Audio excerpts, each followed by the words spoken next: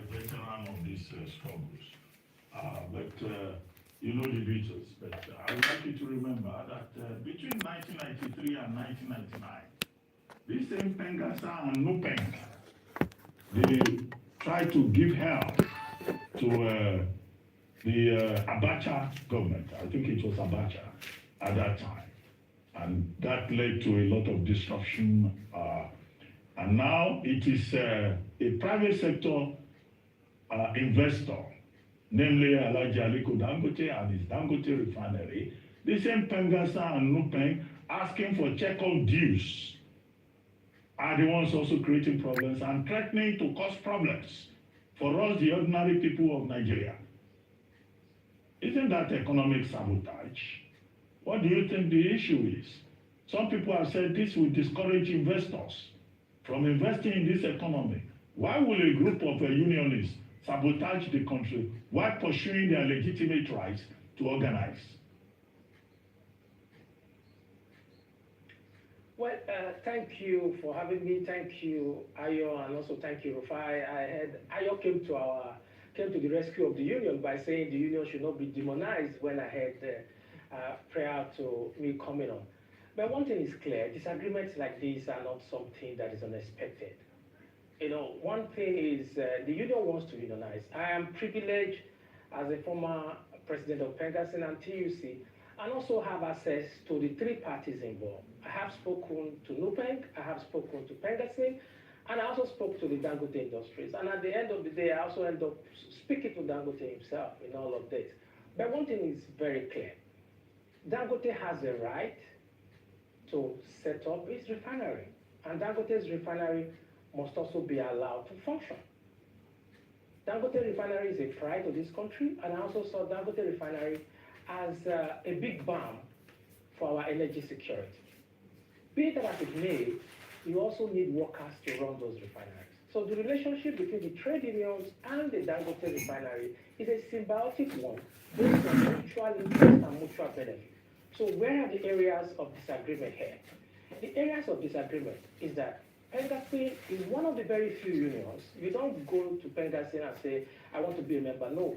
You apply to be a member of Pengasin, you signed, and the letters are sent to Pengasin. So when Pengasin received that, Pengasin will now write a letter to the management informing the management that Ruben, Rufai, Ayo, or XYZ are now members of Pengasin. So what you had was that these 800 workers were now people who had already enlisted to be members of Pengasin. Then Dangote went ahead and carried out this reorganization. Coincidentally, these 800 people were involved in this reorganization. So that now made Pengasin to say, no, this is more like victimization and intimidation and not wanting us to unionize your workers. So that is where the risk is. As for the issue of shutting down the country or wanting the ordinary man to suffer, I don't think Pengasin will go that route immediately. What the first stage of, there are various steps towards the strike action. Now the National Executive Council have met. Am I expecting them to close the valve today? No. I don't think they will do that today. First thing is you close the offices. And then you create room for conversation. Pengasin is very responsible. So I can confidently predict what the President of the National Executive Council will be, how they will handle all of this.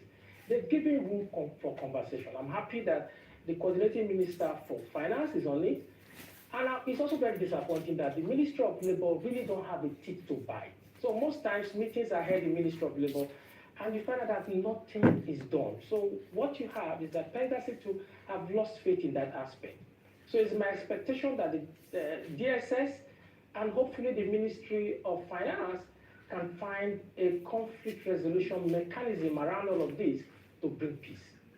All right, thank you. Would that conflict resolution mechanism, would it involve perhaps asking the unions to pursue legal routes to solving their issue with Dangote Refinery? Because they have a basis from Section 40 of the Constitution as opposed to shutting down the economy. And that's why they've been, their action has been described as criminal, because it is, it is affecting or attacking a critical national asset, and like you mentioned, energy security.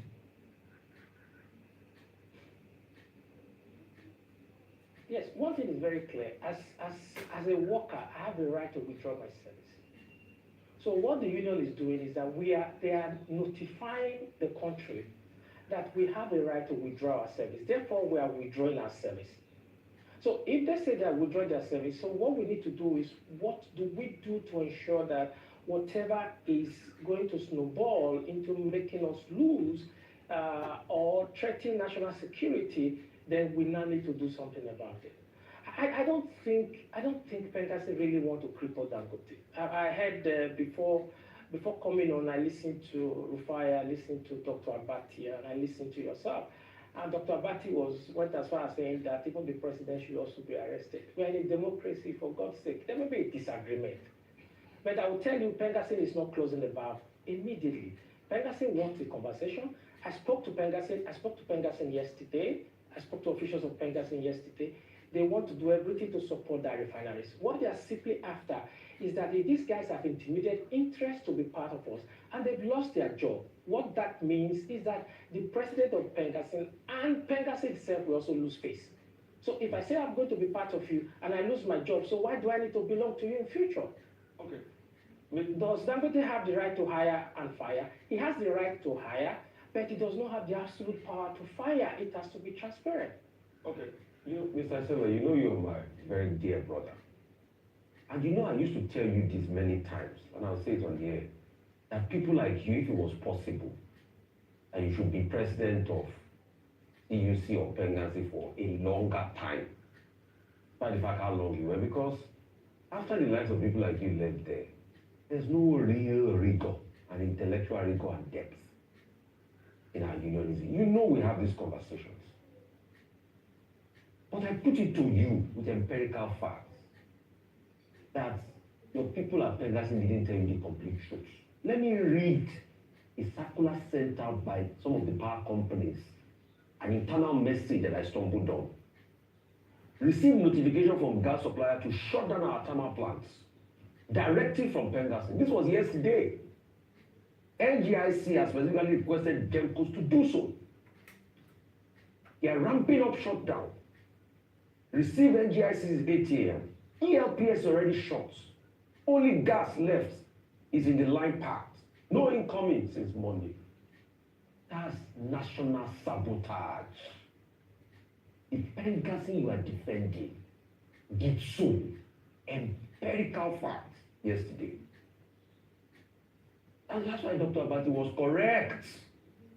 I saying in a national sabotage like this, people like this should be called in for police questioning because you had a dispute. So they might not tell you the truth, but they made the orders yesterday empirical facts.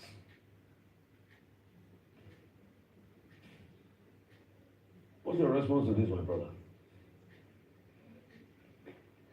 Now, in the union, we always have this saying, I would want to believe that our rules of engagement will be followed. We have it. We have a code within. We have a code within which I think the president will also follow. And so far, I think he's doing that. But I'm going to give the National Secretariat of Pengasi the benefit of the doubt. Just like I've also given the Dangote Industries benefit of the doubt. And even in the course of the various challenges between NUPENG and the Dangote Industries, I also had to have a conversation with the NUPENG president and also have a conversation with the chairman of Dangote. And at the end of the day, is that people should be able to meet at the table and have a conversation. And there must be a dialogue. Would there be disagreement? There will be disagreement. And let me also be very clear. It's very difficult. Most management don't want union. And I also let them know that the union also need to find out why would management not want the union to come in place. The psychology of an average Nigerian worker. As a worker, I didn't join an American company that has a union, but I was also instrumental to having the union in place. What happened is that when you have workers writing a letter to a union that they want to belong to, you wonder that something is wrong in that management, either in terms of their welfare. If the welfare is okay, they will not. For me, my case in joining Pengasi was because the management staff in my company was fired. And when the management staff in my company was fired, and it was paid only 2 months for after more than 6 years of work, salary was fantastic, other welfare was good. And we also decided that no, this could be us tomorrow. And that was how we wrote letter to Pengassin, and we want to be a member. And I know the hell that some of us then went through before Pengassin was allowed. So the first thing is, the Dangote industry, I also know their fears. Their worries here is that, oh, we want to deal with the union. It's possible. I have $20 billion loan that I have taken. I have a company that I have to build. I have creditors that I need to pay for. So if unions comes and they start talking about strike or shutting down plants, and I ask some of them, how many oil wells in the last 20 years have Pengassin shut? No. Pengassin can threaten that we are going to shut the oil wells. Why Pengassin is doing that is, please, let's talk. So if we are going to look at, you just told me about empirical evidence, and I'm going to tell you now, how many wells since 1999 has Pengassin shut? I've been involved in several strikes. No matter how bloody that strike is, the national interest, we always consider that national interest. And I also believe these guys will consider those national interests. But please, we should also be able to synthesize information coming from both sides and know what is in between. My dear brother, I gave you facts from the power plants. They ordered it shut down. I gave you alerts from the power plant. This was not Dangote. This was not Pengassin. I'm saying for those that were in the center of it. They received from NGIC since 8 years. ELPS was already shut. Only gas left in its line packed. No incoming since morning. So terminal was cut. Production supply was cut. To jeopardize all of us because of a squabble you had with Dangote? Okay, Mr. Sele. No, that was not good enough by Pengassin. And I'm giving you facts, empirical. Mr. Sele, I don't envy you. You know, you are trying to play a balancing game. You don't want to offend your friend, Aliko Dangote. At the same time, you don't want to be seen to be attacking, your constituency. So you are trying to balance things. But I'll make it easier for you. The coordinating minister of the economy has called a meeting today. Now, that meeting is to prevent the shutdown of the Nigerian economy that Pengassin is working upon. What will you advise as the way forward? Because before now it was NUPENG. They had 3 meetings, nothing came out of it. Everybody was involved, Ministry of Labor, DSS, and all of that.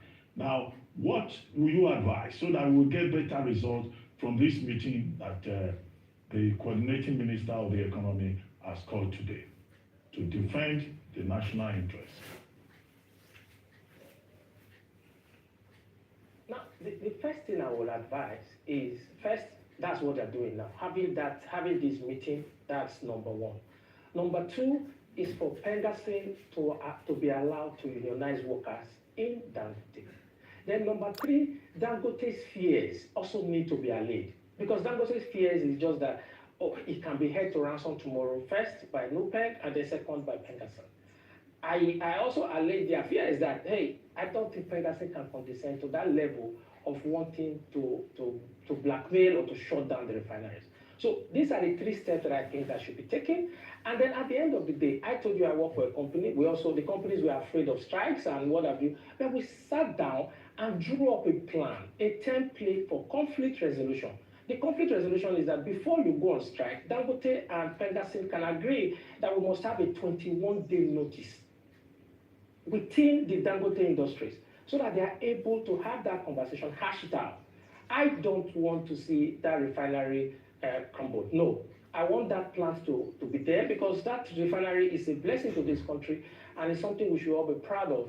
And so for me, those are the steps that I think should be taken. And then if they take those steps, I think there will be a win, there will be a mutually beneficial end to the problem. And that's what we want to see, a mutually benefiting end, beneficial end to the problem, especially one that benefits the Nigerian people. But I want you to, just very quickly, I don't know if you would want to do it, but an overview of unions today. Earlier I talked about perhaps the unions not doing the strength of our unions today and a lack of trust as a result of allegations of corruption and the unions benefiting just a few people, as opposed to the days whereby, the unions would come out strongly, workers would come out. Now with the call for a strike, for instance, NLC is taken with a pinch of salt because the outcome of it isn't usually what would benefit the workers. Look at the minimum wage, for instance, and some of the, agreements made with the NLC during the last election and during the last strike action. Not a lot has come out of it. Some of the terms have not been met and they just kept quiet. What do you think we need to do to strengthen our unions today so that they can be taken more seriously? I think what the union has to do is to deepen its capacity. Well, by saying capacity is to know that you can't operate. There is what I call a cycle. There are changes there is what they call the short-term change, which is 3 years. Then there's the medium-term change, which is about 6 years. And then there's the long-term change, which is about 9 to 12 years. So what I also expect the union to do is that they need to be following those changes. You can't operate the same way you operated 15, 20 years ago. Those days you are talking about now of the union being very strong. Don't forget that we don't have plurality of media like we have now. You didn't have Arise, you didn't have all of these media stations. So people have diverse opinion, diverse views. So what you need to do is to engage the people at various fora. That's one. Then the second aspect is that you need to use the media. Now, this is what is happening now. I've had Pengassim president. In times past, you have Pengassim president, you have the general secretary.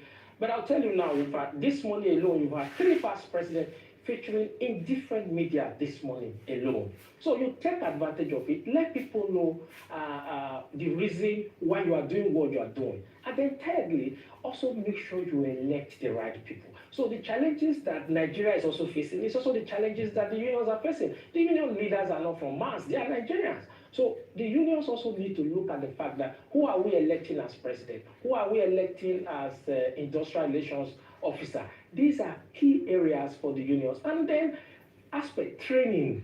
I am very, very lucky and privileged. People say, I heard what Rufai is saying, but of course I went through a lot of training. The union, from Cambridge to Oxford to Wharton Business School, where I think Kemi Adosho and I took the same course, and they were asking, what are you doing here? I said, I just want to know the secret of business. So it's also easier for me to think from the business angle, and that's what Pengassim does. The rule in Pengassim is that the company must survive for the union to survive.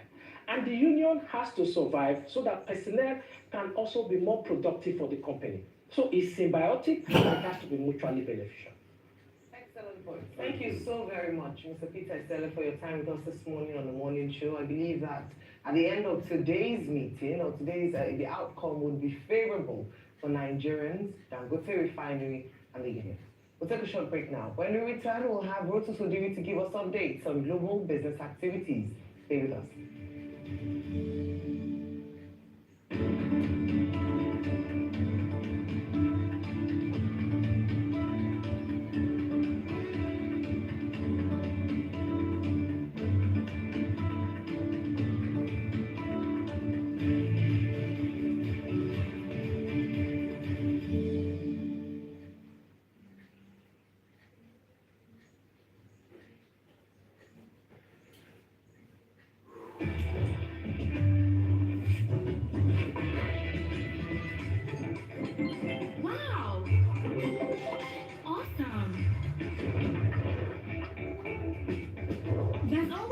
With Mr. Chef in the Mr. Chef Extra Jar promo. Buy the 100 cubes pack, get 10 free cubes. Buy the 50 cubes pack, get 5 free cubes. Available in beef, chicken, mixed spices, and all purpose variants.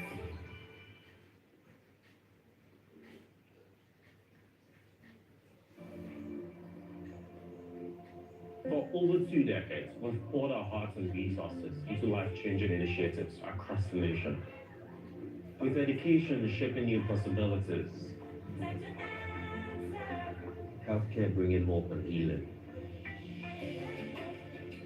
Good doesn't inspire from a distance. It comes from removing the everyday obstacles faced by real people. And economic empowerment, driving growth. So when we help lift one, they have the power to lift others too.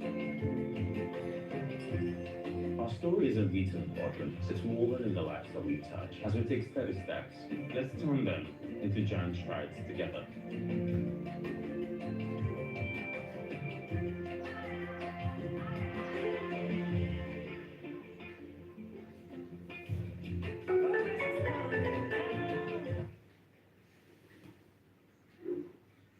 Cadbury hot chocolate, crafted from cocoa, milk, and sugar. Creamy, chocolatey, frothy goodness, rich taste, so satisfying. Cadbury 3-in-1 hot chocolate, the treat you deserve.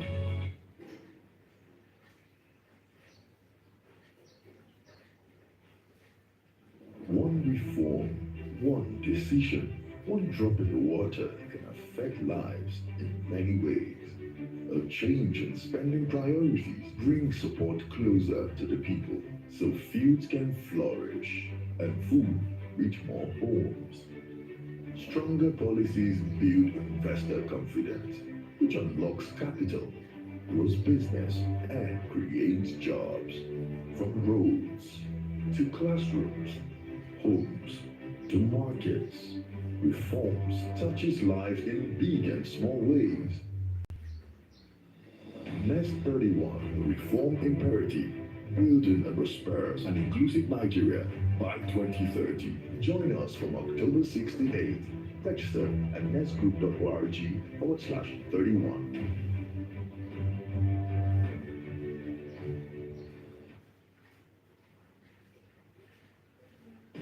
Money. We see it move. We see it move swiftly, securely, intelligently. But by itself, money has no meaning. Until ingenuity turns it into solutions. Compassion turns it into a gift, and curiosity into innovation. With it, passion and dreams build incredible things. Belief builds impossibilities, even the future itself.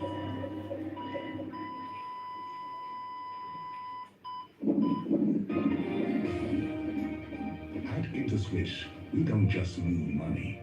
We keep people moving, so that when it matters the most, you don't lose out on the moments. InterSwitch, never stop.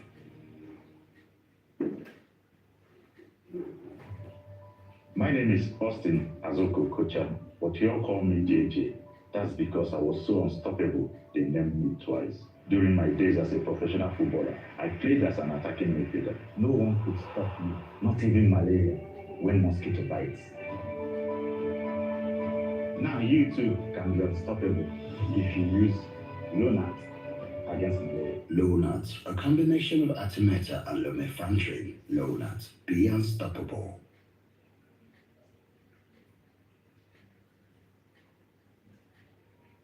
Are you a foreign national living in Nigeria with an expired visa? Don't panic. The Nigeria Immigration Service has introduced a special amnesty program just for you. You've overstayed your visa on arrival, your single entry visa has expired, or comprehensive expatriate residence permit and automated card SAPAC is overdue by more than 30 days. This is an opportunity to regularize your stay without penalties. Hurry, as this grace period ends on 30th September 2025, and from October 1st, enforcement begins and violators will face immigration action. So don't wait until it's too late. This is more than a policy, it's a gesture of hope. Visit www.immigration.gov.ng or amnesty.immigration.gov.ng. This message is from the Nigeria Immigration Service.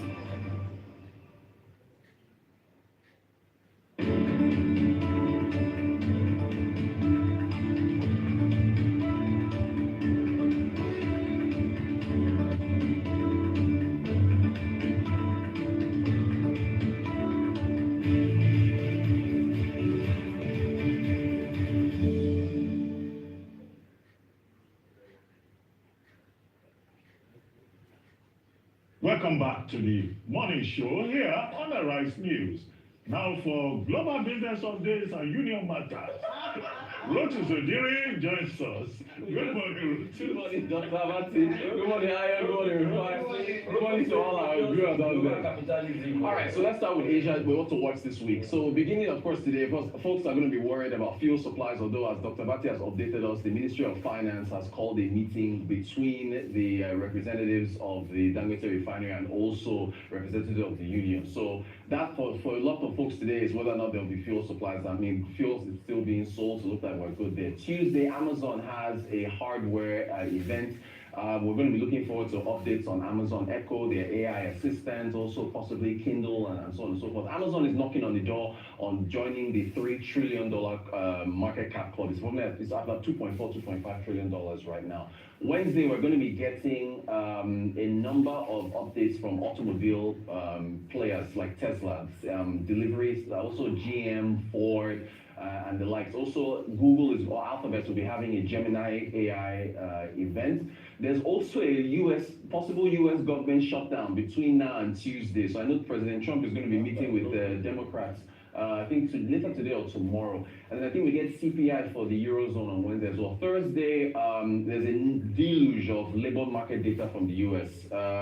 ADP on Thursday, I think JOLTS on Wednesday, job openings and labor turnover. And then the big one is the September job report. They're expecting, remember, it was 22,000 in August.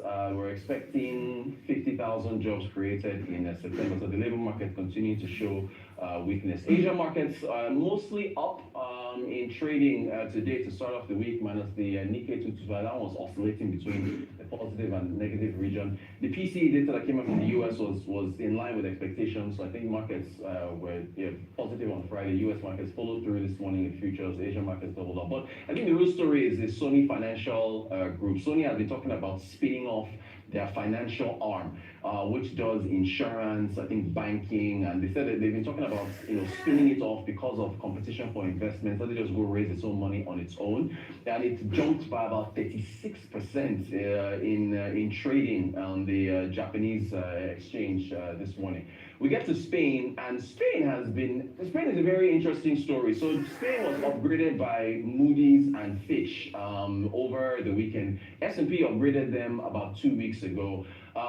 Basically because their economy has been doing better than the rest of the European Union. So they're projected to grow by about 2.6% this year. The EU is about 1.2. But look at Spain's debt. Debt to GDP is 102%, right? It was about 120 back during the COVID pandemic. So despite high debt and despite political gridlock, Pedro Sanchez's government, much like Emmanuel Macron's in France, are in a minority. They've been having trouble passing legislation, but they're still doing well. Why? It's tourism. Spain, I think, has the second highest inflow of tourists to France in the EU, and I think globally they're the two leaders. They only have about 48 to 49 million people. But in 2024, they had about 94 million foreign visitors. They've got great weather. They've got a lot of tourist destinations. Tourism is incredibly important. Also, immigration. Even though the rest of Europe and the United States are getting very hawkish on immigration, Spain has actually modified its immigration rules to allow immigrants to come in. I think they had an inflow of about 600,000 or so between 2024 and 2025. About 70% of those are from Latin America because they share a similar language. So that has actually helped them in terms of bringing unemployment down and having a steady supply of labor. But it's something that they have to watch to make sure that they're not completely overrun. So if you look at a couple of the quotes from the ratings agencies and the economy minister of Spain, it speaks to that. So Moody's said Spain's economic strength is improving due to a more balanced economic growth model, improvements in the labor market, and strengthening in the banking sector that increases the economy's resiliency.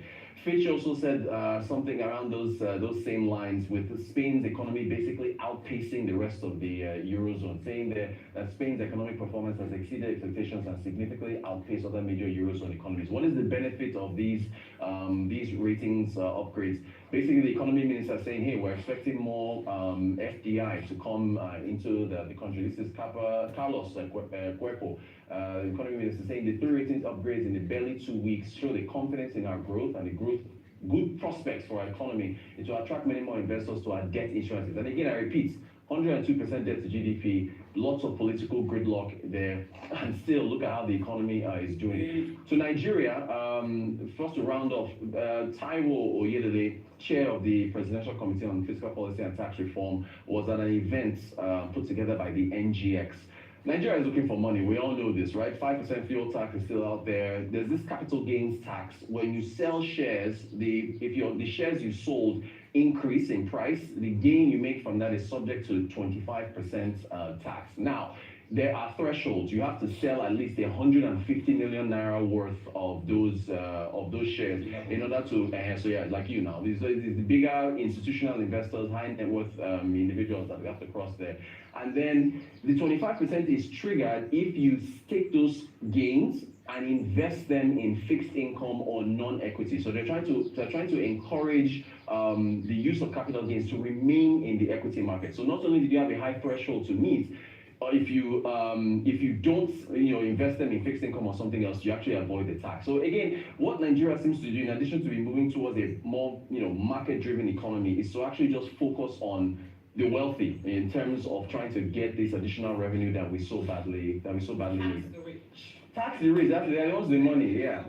Thank you. Thank you. Out for time now. We'll look forward to seeing you again tomorrow morning. Certainly, Look forward certainly. that we can catch you at 11. That's for right. Global Business Report. That's right, that's right. Well, delegates from within and outside Africa are in Cape Town, South Africa this week for the 2025 edition of the annual African Energy Week Summit. The conference will be addressed by top executives, policymakers from OPEC, Russian energy companies, the United States, the Middle East over the course of the week as Africa becomes the centerpiece of investments and deals in natural resource. Arise business correspondent Boston Omofaye is in Cape Town for the Energy Summit and sends in this pre-opening report on the preparations and what the broad agenda looks like. I am back in Cape Town, South Africa for this year's edition of the African Energy Week. This is the CTICC2, the other side of the International Conference Center here in South Africa, where this year's edition will be taking place.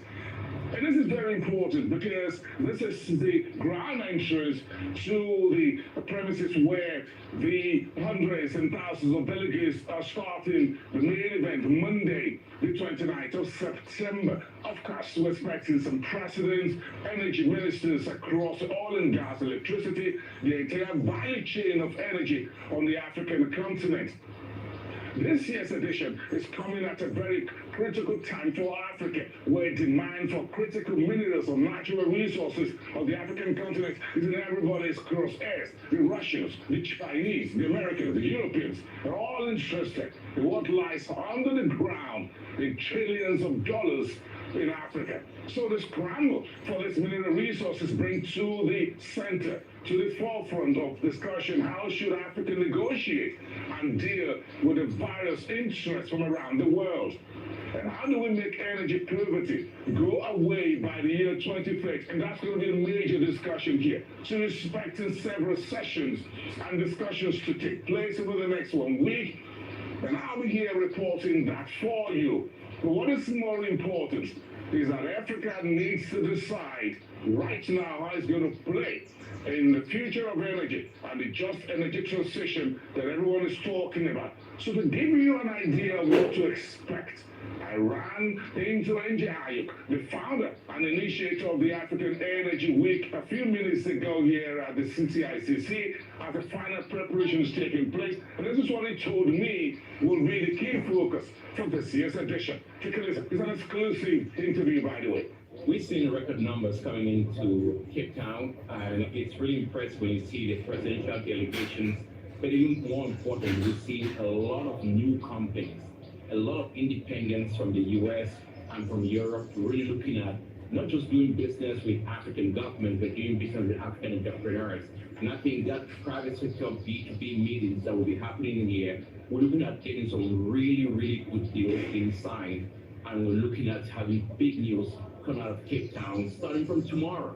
It's going to be on in this city. And I think it tells a great story about Africa's energy industry having to play its own real role to define its future.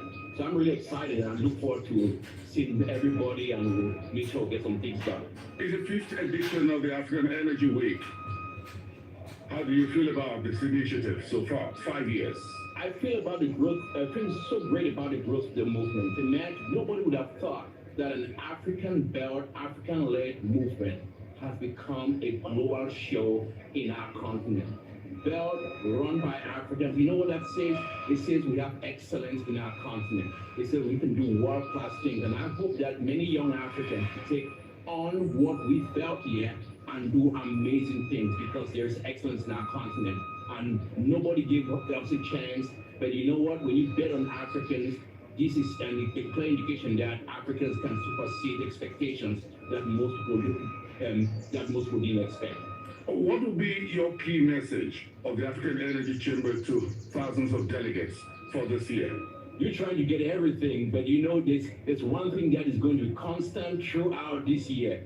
Drill, baby, drill. And you're going to hear a lot of that over the next few days.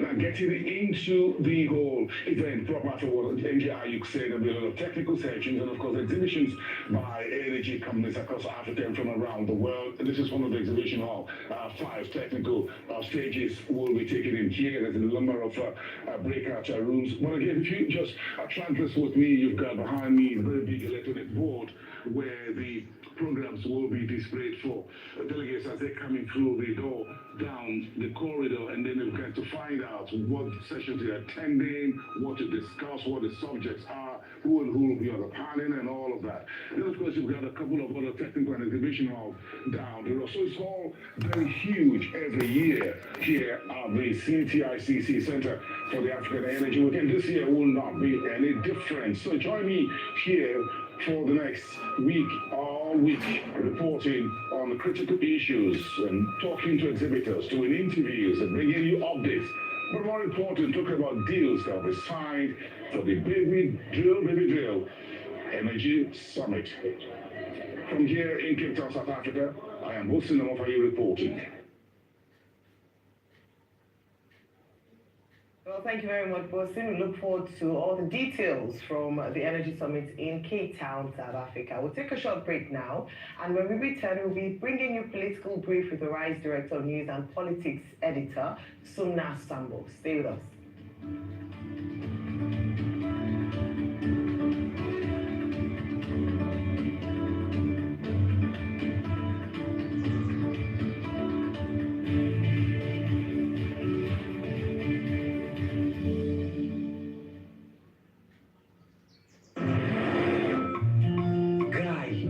Rising cost of things, we need to plan our next move.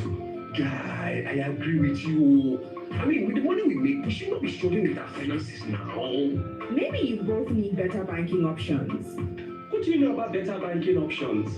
I recently moved my salary account to Polaris Bank, and since then, it's been a smooth ride for me. They bought over my existing loan and gave me better interest rates and repayment terms. Are you serious? Yes, as a Polaris salary account holder, I can get personal term loan, auto loan, mortgage, 50% salary advance, credit card, and more without going to the bank. Really? I've got a personal term loan already.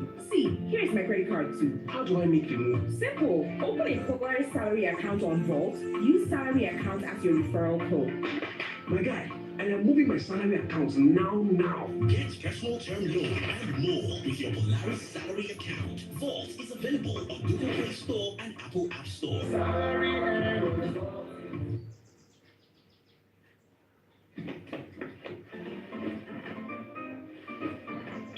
Such a tour videos of Italy. Oh, our next vacation! One command and I take you away like you are there.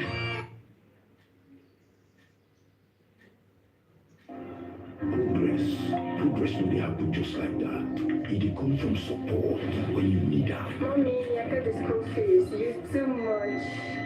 Now, money points. Money points, thank you. Customer, now transfer a bit, confirm. Roller transfer. Now only points of that. Oh, now confirm. Progress my peace of mind when you know say payment will land at Sri Lanka.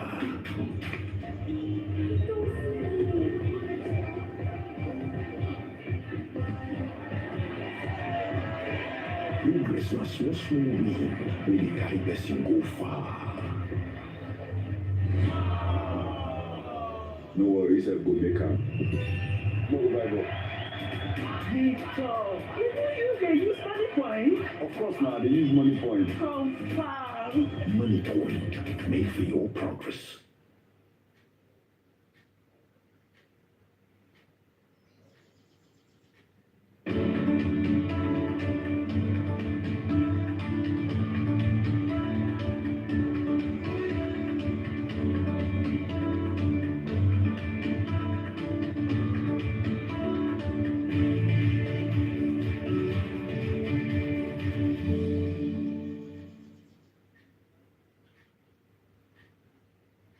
Welcome back to the morning show here on Rise News.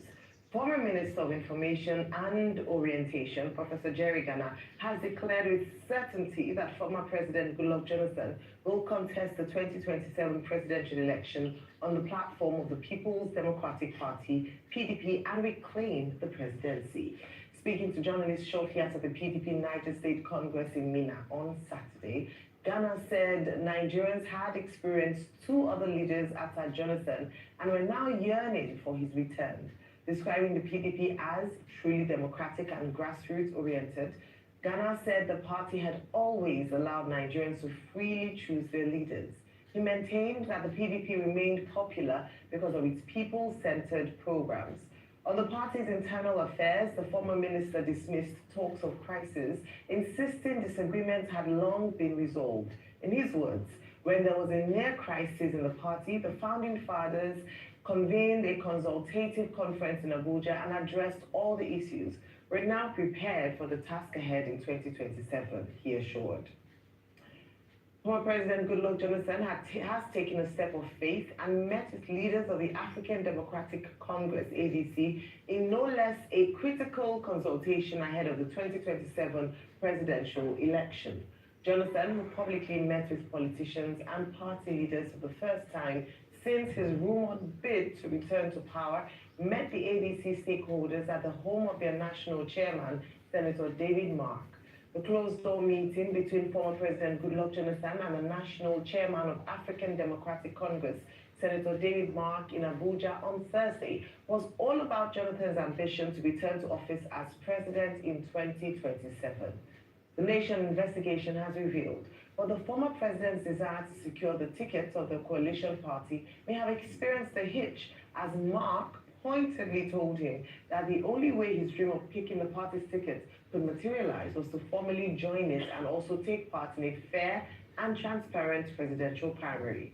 With Jonathan failing to get a commitment from the party's national chairman, the two statesmen agreed to meet soon to review the matter.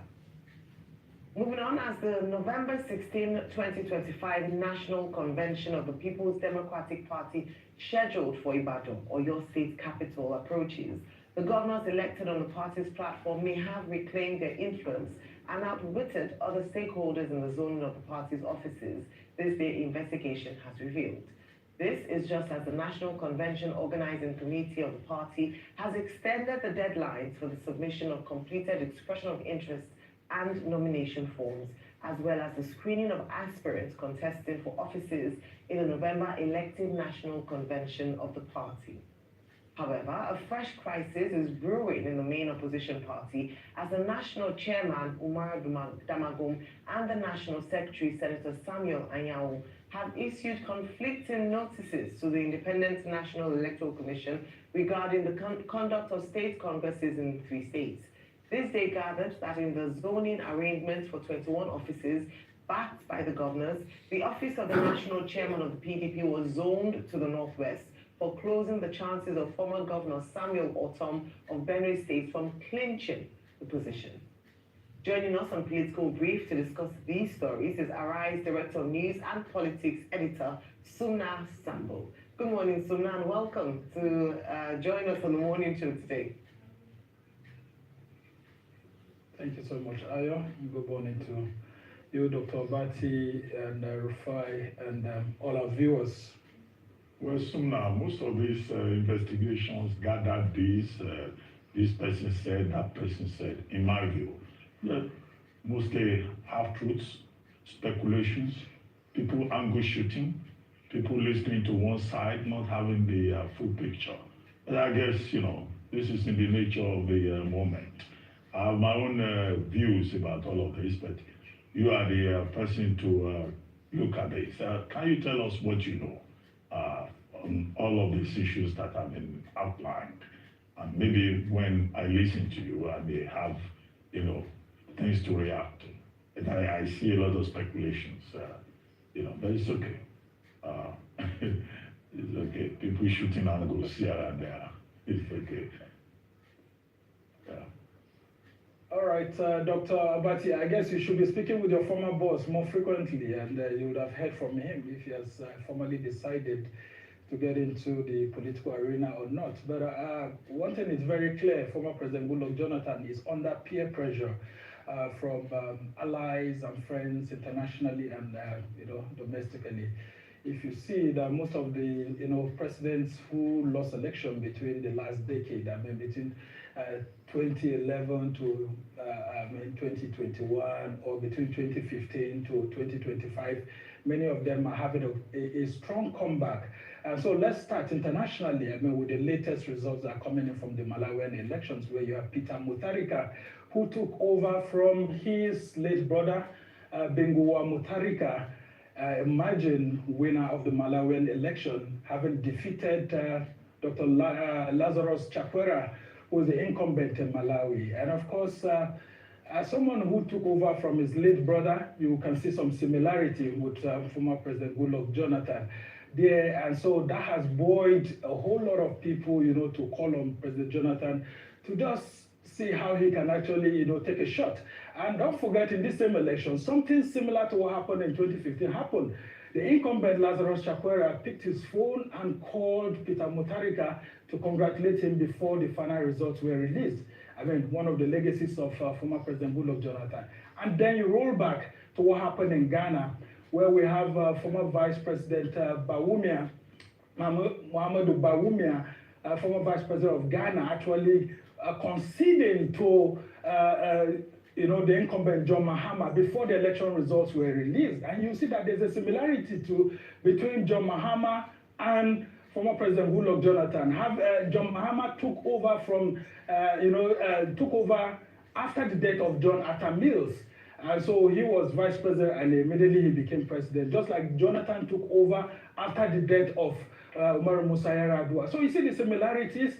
And of course, most people within this perspective are saying that, look, it looks like incumbents are falling, and then, of course, former presidents maintain a better economy, and so there's a push to actually have them come back. And so that's the context within which Jonathan is, facing. And then domestically, you look at it, the thing that appeals to a whole lot of Nigerian politicians about Jonathan is that he's from the south, and he's only got a term left.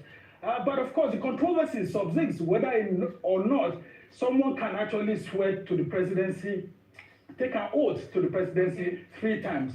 But of course, the amendment was done after Jonathan had already left office. So by chance, he's still allowed to contest one way or the other. So this is the circumstance. And so you won't blame someone like Jerry Garner for saying that he will come. But is he going to come under the PDP? Is PDP good enough for Jonathan to come? Well, that's a question a whole lot of us will answer. And then, of course, you've seen that with the ADC approach that he took. All right. That's the question I'm putting back to you this morning, because that was also what was on my mind. If you were to give him political advice, so now what would you ask him? What would you think would be best for him? To go on the platform of the PDP, they haven't yet gotten their acts together yet with political internal rankings, or the newly minted ADC, or do they have enough awareness, or are people able to recognize the party, and is it good enough for Jonathan if he does intend to run to go on that platform? Which would you advise? Well, your PDP is too damaged for a presidential ticket to be given to Jonathan to contest, and he would win. And if you look at what is happening at the moment, you see that the military wing of the Nigerian polity, they've all moved. They are shifting to the ADC. Actually, those who established the PDP in 1998 are majorly military, those within the military apparatchik, and you will see that many of them have already seen that the PDP, PDP is going to be allowed to contest other elections, like governorship and all of that, but in terms of delivering presidential wins, even Jonathan himself knows that the PDP is too damaged at the moment, and it will be a big problem for him to be able to run. Now, I'm thinking that there's an understanding between both parties, because if you go to the ADC now, the ADC was actually, registered by former President Olusegun Obasanjo, and you had people like Nwosu, they were just placeholders. Look at the history of the ADC very well. You know that it was a placeholder political party that has always been kept in place by former President Olusegun Obasanjo for his allies. So that vehicle was being prepared for Peter Obi, and now Jonathan is coming. Jonathan and Peter Obi, they are all within the same, team of, quote, Obasanjo's boys. And so Obasanjo is going to sit down with them and have, a talk as to what should go on and what should not go on. People like General Gusau will be there to actually help support the final decision on what will happen. But I can tell you that with what's going on right now, PDP won't be a vehicle because, there's a lot of things, there are a lot of things that are happening, and with the Wike factor there, and you will see the fight that's ongoing before the November 16 convention that's happening. A whole lot of things will be too down enough for the PDP to be a vehicle that can either deliver a Jonathan or deliver a Peter Obi. But the good thing about ADC and Jonathan, for example, is that if Jonathan runs under ADC, for example, Peter Obi is likely not to run. And so if it's going to be under the PDP too that Jonathan decides to run, there's a likelihood that Peter Obi may not be able to run, because Peter Obi owes a whole lot of his loyalty to Jonathan. But there's been a consensus among some politicians that Jonathan should step aside and allow people like Obi to actually come in. He looks fresh. Jonathan can work with him and all of that. And then the fear of Jonathan's legacy going down the drain. So a whole lot of things are at play, but Jonathan would have to make the final decision. If he does decide to contest, then he should know that he's contesting against an incumbent that has the resources and the understanding of power play to be able to scuttle his ambition. But of course, like I said, the ADC and PDP are both military wings of the Nigerian polity. Okay. So there's a tendency that they may, if all these people step aside, Jonathan step aside, and it's Obi, or Obi step aside, and it's only Jonathan, all the candidates step aside, and it's Tinubu and Jonathan alone, or Tinubu and Obi, then of course it may be a game changer actually.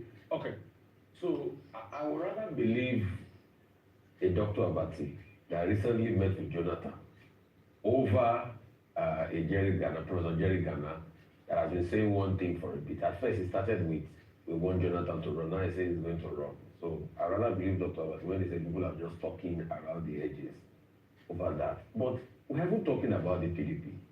Do we even have a party as we speak today? Where are we going to have a convention? Where they are having conflicting letters being written between the Jamagon, Ghanaian parts to this? So do we even have a PDP as we speak today? Yeah, there is. The PDP is still strong in one way or the other, but it's not strong as a national party to be able to win elections at the national level. To win a presidential election. But when you talk of governorship, senatorial, and all of that, and I think those who have damaged PDP, that is the intention actually, to make sure that PDP just remains within the subnational level, winning governorship elections, winning senatorial elections, and all of that, but not being the vehicle. And if you look at it very clearly, you see that former President Goodluck Jonathan himself needs to be properly blamed for the state of PDP at the moment. Now, if he knew in one way or the other that there was going to be a tendency that he would come back, why not take the option of Mahama? Stay in the party and build the party. But now you don't stay in the party, you don't build the party, and now there are talks that you're considering. Well, I'm very, in my calculation, I think that Jonathan is not going to take that option and to go the way of Jerry Ghana, say that he will contest, and that he will contest under the PDP, because he himself knows that he has not done enough work to build it. Atiku Abubakar himself didn't do enough work to build the same PDP. That's why everybody's running away. Now, if you want to build a party to use it as a vehicle to win, to come back to power, you have to stay and build the structures. Where are the Jonathan structures in the PDP at the moment? He he just left it, just like Atiku would always leave the PDP and go to Dubai. So I would say that Jonathan should be careful of the submission by Jerry Ghana and the certainty by Jerry Ghana that he will come back and then use the PDP ticket.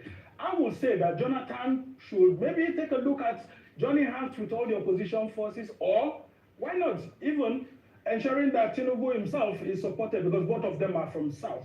Because if Atiku Abubakar does clinch the ADC ticket, I can tell you that it will be a different ball game. And you can see that Atiku has prepared the ADC very well for himself.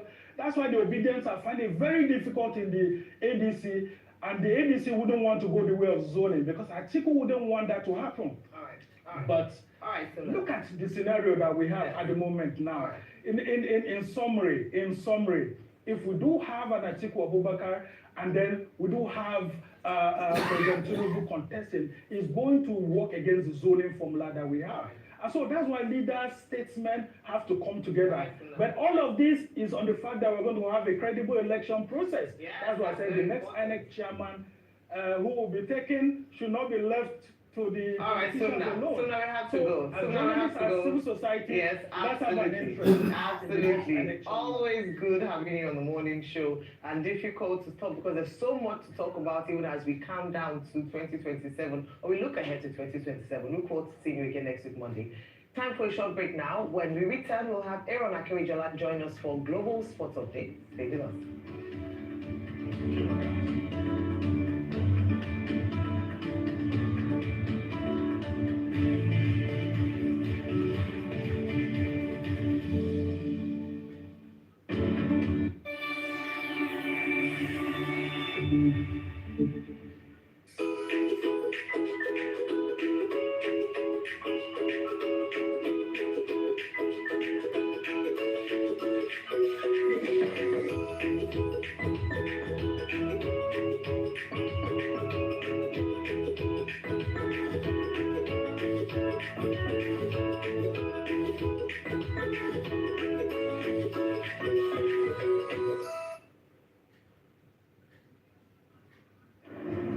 Smart and hardworking women power nearly half of our nation's heartbeats through small and growing businesses. Approved. Let's fund her. At Fidelity Bank, we don't just see women entrepreneurs. We see visionaries, builders, and creators of tomorrow. With Fund Her, women can access up to 100 million naira to spark growth and scale their visions. Fund Her is a movement, and it's already changing lives.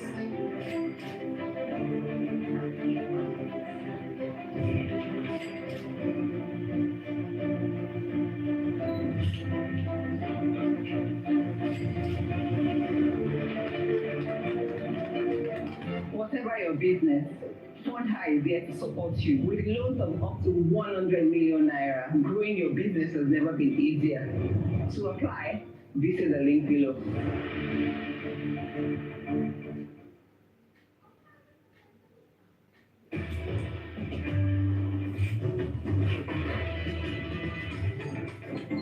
Wow! Awesome! There's always more with Mr. Chef in the Mr. Chef Extra Jar combo. Buy the 100 cubes pack, get 10 free cubes. Buy the 50 cubes pack, get 5 free cubes. Available in beef, chicken, mixed spices, and all-purpose variants. Thinking of banking in Africa? Think Zenith. In today's fast-moving, fast-changing world, you need a financial partner that understands your unique expectations. A bank with presence in major financial centers across the world, with the enabling platform to facilitate seamlessly whenever, wherever, or however.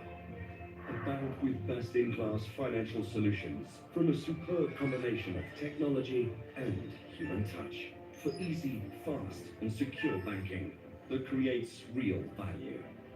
Turning dreams into reality is now in your hands. People, technology, service. Zenith Bank, in your best interest.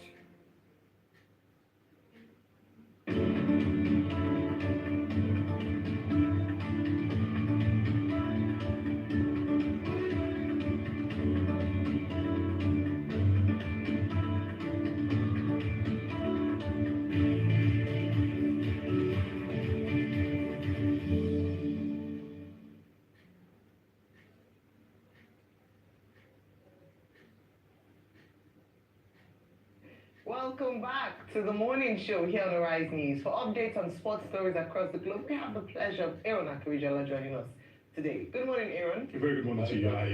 The man from Tokyo. You speak a little Japanese now. Of course, a few words.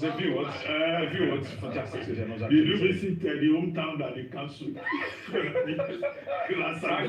Unfortunately, time did not permit us to do that. We're there strictly for sports and sports businesses. Okay, you didn't visit any hometown. Will have been hometown. No.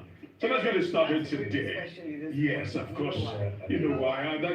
No other place than to start from yesterday's massive and dramatic finale to the game between Arsenal and Newcastle on the day with the Gunners leaving it late and doing a smash and grab, literally at the death, coming from behind to actually beat the Magpies. 2-1 was how we actually ended yesterday, with Arsenal closing the gap to Liverpool right now to 2 points. If they can actually help us out there. Of course, a massive one, Merino coming in from the bench to head in the equalizer after Newcastle had taken a first half lead, and a shock one because Arsenal had dominated in the opening exchanges, but that did not play out as much because they hit the bar and hopped and puffed, but nothing came out of it. But it was Merino coming in from the bench and actually putting in and diverting in a massive cross to just level up things, and it was looking, Arsenal could smell the blood in the water.